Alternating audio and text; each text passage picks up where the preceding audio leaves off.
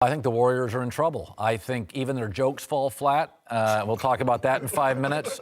I think they're a team, you called them a suburb team years ago. Yeah. I think they're soft, and I think you're seeing it. I think you can get in their head. I think you can push them around. They got rid of their size and their bench. Steph Curry left to his own now without Kevin Durant. Look at what's happening. I find them to be, I used to always use the term the Mike Tyson quality. Bullies are great until you punch them in the mouth, or when they face crisis. When Golden State faces a little heat or a crisis, last year's finals, now losing Kevin Durant, what's their identity? What is their identity? Last year, Western Conference Finals, that was crisis.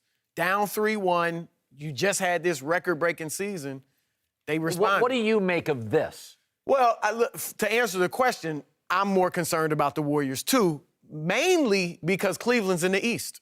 And there's just simply nobody that I think can compete with them. If I look at the teams that I think could beat or give Cleveland a good series, Houston, if we're generous, Golden State, Washington's San Antonio. got the best record since January 1.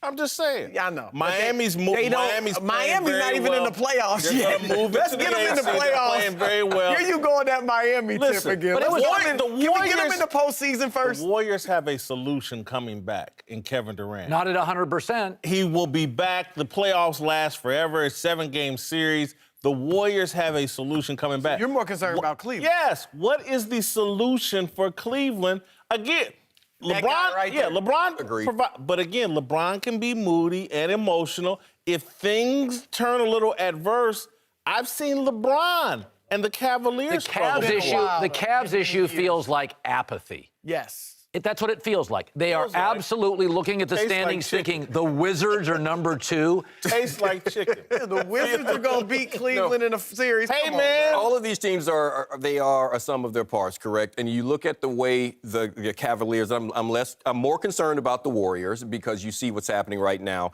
The Warriors decided they were going to go all in with Durant.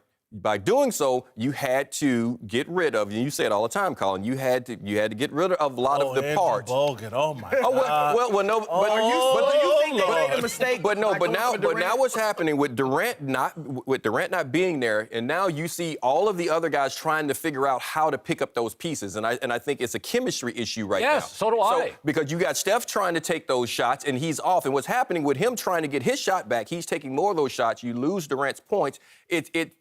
It magnifies everyone not playing as well as they were playing before. This is why child actors fail too much too soon. Golden State, generally we see things build. Golden State, we all woke up one morning and went, holy God, they took over the league. It's not the way it worked for Michael. It's not the way it worked. So they become this red-hot comet. They win a championship. We all say they're going to win 9.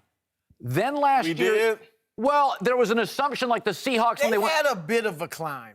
It wasn't like they came out of nowhere. It was pretty got fired. Yeah, but I mean, they went from 51 wins to best team ever in league history in about a 1.5-year span. Now they've got no bench. They lack physicality, not a great rim protector. I don't buy into JaVale McGee in the playoffs. And I look at this team and I'm like, what's their identity? It's technical. Well, their identity is to shoot the long ball and score more than you score. And a lot of the leagues caught up to that. They play good defense. But without Durant not being there, you see that they lost their size. Wasn't a problem. Well, because Durant is still long enough, you don't think about it. Without Durant, yes. You have to remember he will be back. Now, he may not be 100%. That's why I'm more concerned about them, but I'm not writing them off. It sounds like you're writing them off. No, I said when Durant got hurt, I said, okay, you do realize they will not be the number 1 seed in the West. And I said that was a hot take, and I said, they're not winning the West. The West is... That's easy to say once Durant went down. They were the earliest team to ever clinch a playoff spot this year. Things were going well with their super team. This is what Durant got hurt. But the regular season is not the playoffs. The playoffs is a more physical game, and as the playoffs escalate, the conference finals are more physical. The finals are more physical. This team, to me, with an 80% Durant, no bench, lacks some girth. Who's beat him? Because remember, LaMarcus Aldridge is an uncertainty at this point. Well, what if he doesn't come back? San Antonio's proven they can win without stars. And that's what I was just about to go at. What the regular season has shown, forget the playoffs, what the regular season has shown me, I don't think this team can win without its stars. They have 4 guys that they are depending on, and I don't know if you lose one of those guys, if they're going to be able to make it up because they don't have the right role players anymore. That's right. And they had that before. Golden State, that's their issue. The Spurs are a little like the Patriots. We've seen them win a Super Bowl without Gronk. It's a system. Golden State's system is like Kentucky basketball. It's their players.